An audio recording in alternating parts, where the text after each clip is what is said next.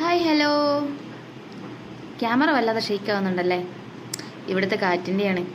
നമ്മളിന്നൊരു അടിപൊളി വെള്ളച്ചാട്ടം കാണാനായിട്ടാണ് പോയിരിക്കുന്നത്. സൗദാഡ് വെള്ളച്ചാട്ടം.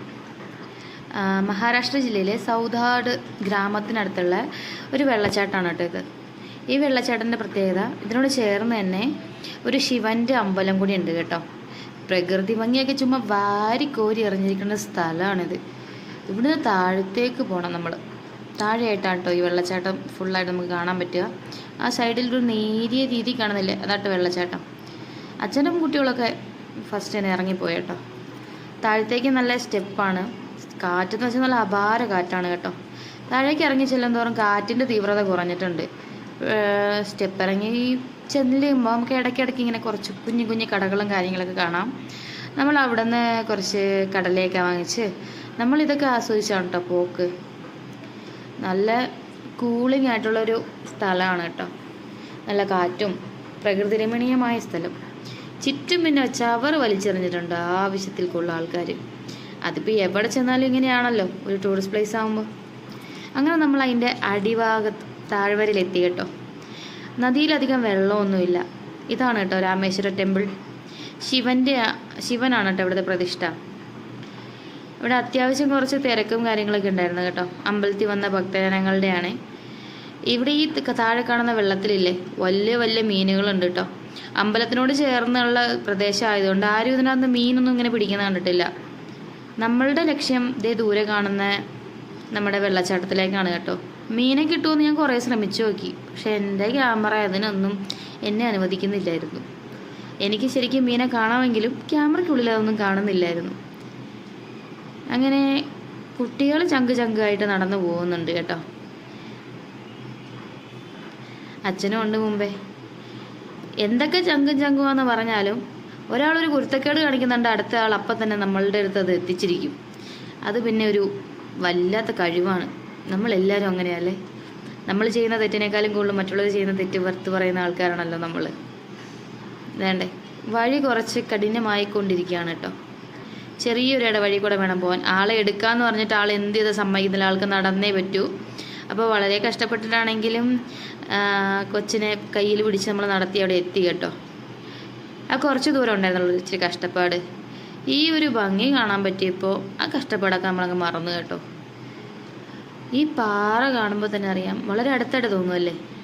70 മീറ്റർ ഉയരത്തിൽ നിന്നാണ് ഈ വെള്ളം താഴത്തേക്ക് പതിക്കുന്നത്. താഴെ എത്തുമ്പോഴേക്കും വെള്ളം ചുമ്മാ മഴ പോലെ സൈഡിലേക്ക് ചെതറി പോവാണ് കേട്ടോ. താഴെ അതിൻ്റെ ഒരു പതിക്കുന്ന സ്ഥലമൊന്നും നമുക്ക് അങ്ങനെ ക്ലിയർ ആയിട്ടൊന്നും കാണാൻ പറ്റൂല. നല്ല ഹൈറ്റ് ഉണ്ട്. 70 മീറ്റർ എന്ന് പറയുമ്പോൾ നിങ്ങൾക്കൊന്ന് ചിന്തിക്കാവുന്നതല്ലേ ഉള്ളൂ. നമ്മളിതിൻ്റെ താഴെ നിൽക്കുമ്പോൾ മുകളിൽ ഒരാൾ നിൽപ്പുണ്ട്, പക്ഷെ നമുക്കത് ക്ലിയർ ആയിട്ട് ക്യാമറയിൽ കിട്ടുന്നില്ല കേട്ടോ. എൻ്റെ ഫോണിൻ്റെ ക്യാമറയ്ക്ക് ഇത്രയൊക്കെ ക്ലാരിറ്റി ഉള്ളൂ. ചുറ്റും നല്ല കഠിനമായ പാറയും അതിനോടൊപ്പം നല്ല കാടും ഒക്കെ ഉണ്ട്. നമ്മൾ ഒറ്റയ്ക്കൊന്നും അല്ല കേട്ടോ, കുറച്ചധികം ആൾക്കാർ നമ്മുടെ കൂടെ ഉണ്ട് കേട്ടോ. ചിലവർ ഇങ്ങനത്തെ വീഡിയോ കാണുമ്പോൾ ചോദിക്കും, നിങ്ങൾ ഈ കുട്ടികളെ കൊണ്ട് എങ്ങോട്ടെ ഈ ഇത്ര ഡേഞ്ചറായ സ്ഥലത്ത്, അങ്ങനെ സേഫ് ആണോ എന്നൊക്കെ ചോദിക്കും. നമ്മൾ വളരെയധികം സേഫ് ആയതുകൊണ്ടാണ് കേട്ടോ പിള്ളേരെയും കൊണ്ട് നമ്മൾ ട്രാവൽ ചെയ്യുന്നത്. അത് എടുത്തു പറയാൻ കാരണം ഇതൊക്കെ കുറച്ച് നാൾ കഴിയുമ്പോൾ ചിലവരൊക്കെ ഒരു ക്വസ്റ്റ്യനായിട്ട് ചോദിക്കണ്ടല്ലോ എന്ന് ഓർത്തിട്ടാണ് കേട്ടോ. കണ്ടോ, ഞാനിതൊന്ന് സൂം ചെയ്ത് പിടിക്കാനൊക്കെ നോക്കി.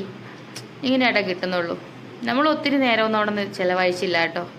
നമുക്ക് കയറി പോകേണ്ട വഴി ദൂരെ കാണുന്നത് ഇതാണ്. നമ്മൾ പിന്നെ അങ്ങോട്ട് തന്നെ യാത്ര തിരിച്ച് കുട്ടികൾ ഭയങ്കര ആക്റ്റീവാണ്. അവർക്ക് 2 BP കിട്ടി ഊതാൻ. അതുകൊണ്ട് അവർ ഹാപ്പിയാണ്. അച്ഛനും ഓടി കയറുന്നുണ്ട്. നല്ല രസമുണ്ടായിരുന്നു കേട്ടോ പോയിട്ട് വരാൻ. അധികം മടുപ്പോ കാര്യങ്ങളോ ഒന്നുമില്ല. ആദ്യം ഇറങ്ങി വന്നപ്പോൾ കയറി വരുന്ന ആൾക്കാരെ മുഖത്തിൻ്റെ എക്സ്പ്രഷനൊക്കെ കണ്ട് വല്ലാതെ പേടിച്ചിരുന്നു, പക്ഷെ അത്രയ്ക്കൊന്നുമില്ല കേട്ടോ.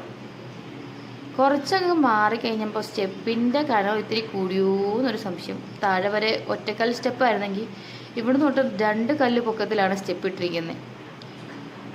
അവർ ഞാൻ വരാൻ വേണ്ടി വെയിറ്റിംഗ് ആണ് കേട്ടോ. ഞങ്ങളങ്ങനെ മേളിലെത്തി. അവിടെ ഒരു സന്ധ്യാസമയം ഞങ്ങൾ ഇറങ്ങിയപ്പോഴേക്കും ഒരു 6:30 ആയിട്ടോ. നിറച്ച് കിളികൾ എവിടുന്നാന്നൊന്നും അറിയില്ല. ആ വെള്ളച്ചാട്ടത്തിൻ്റെ മേളിലായിട്ട് വട്ടമിട്ട് പറക്കുന്നുണ്ട്. അത് മുഴുവൻ പ്രാവാട്ടോ, ഫുള്ള് പ്രാവാണ്. കാറ്റിൻ്റെ ശക്തി കൊണ്ടാണോ അതോ വേറെ എന്തെങ്കിലും ആണോന്നൊന്നും അറിയത്തില്ല. അവിടെ നിന്ന് ആ കിളികൾ അങ്ങോട്ടും ഇങ്ങോട്ടും പോകാൻ പറ്റാതെ അവിടെ തന്നെ കിടന്ന് വട്ടം കറങ്ങുവാണ് കേട്ടോ. നല്ല കാറ്റുണ്ട്. ആകാശത്ത് പറക്കുന്ന ഒരു കിളിക്ക് പോലും മുമ്പോട്ട് പോകാൻ പറ്റാത്ത പോലെ അതുങ്ങളെ പുറകോട്ട് വലിച്ചിട്ട് പോവാ കേട്ടോ കാറ്റ്. കിളി കറങ്ങി കറങ്ങി ഞങ്ങളുടെ അടുത്ത് വരെ എത്തി. നല്ല ഒരു പ്രകൃതി അങ്ങോട്ട് കനിഞ്ഞ് അനുഗ്രഹിച്ചിരിക്കുന്ന കുറേ സ്ഥലങ്ങൾ എന്നൊക്കെ പറയില്ലേ, അങ്ങനത്തെ ഒരു സെറ്റപ്പൊക്കെ. എൻ്റെ ക്യാമറ അങ്ങോട്ട് എന്നെ അനുവദിക്കുന്നില്ല ഇതൊന്ന് സൂമാക്കി എടുക്കാൻ. അപ്പോൾ ഞങ്ങൾ ഇവിടെ നിന്ന് ഇന്നത്തെ യാത്ര തിരിക്കാൻ പോവാണ്. നല്ല കാറ്റോ കാര്യങ്ങളൊക്കെ ഉണ്ട് കേട്ടോ. കുറച്ച് ആൾക്കാരൊക്കെ കുറഞ്ഞു. അപ്പം ഞങ്ങളും പതുക്കെ ഇവിടെ നിന്ന് പോകാൻ തീരുമാനിച്ചു. അതാണ് കേട്ടോ നമ്മുടെ താഴത്തെ ക്ഷേത്രം കൈലേ എന്തോ ഞാനത് മറന്നുപോയി. നമ്മളപ്പോൾ അവിടെ നിന്ന് തിരിക്കുകയാണ്. അപ്പോൾ വീഡിയോ ഇഷ്ടപ്പെട്ടാൽ എല്ലാവരും ലൈക്ക് ചെയ്യുക, കമൻറ്റ് ചെയ്യുക, സബ്സ്ക്രൈബ് ചെയ്ത് സപ്പോർട്ട് ചെയ്യുക കേട്ടോ. എനിക്ക് വീഡിയോസൊക്കെ വ്യൂ കയറുന്നുണ്ട്, ആരും സബ്സ്ക്രൈബ് ചെയ്യുമോ അല്ലെങ്കിൽ കമൻറ്റ് ഇടുമോ അങ്ങനെ ഒന്നും തന്നെ ചെയ്യുന്നില്ല. വീഡിയോ ഇഷ്ടപ്പെട്ടാൽ തീർച്ചയായിട്ടും കമൻറ്റ് ചെയ്യുക, സബ്സ്ക്രൈബ് ചെയ്യുക, സപ്പോർട്ട് ചെയ്യുക. അപ്പോൾ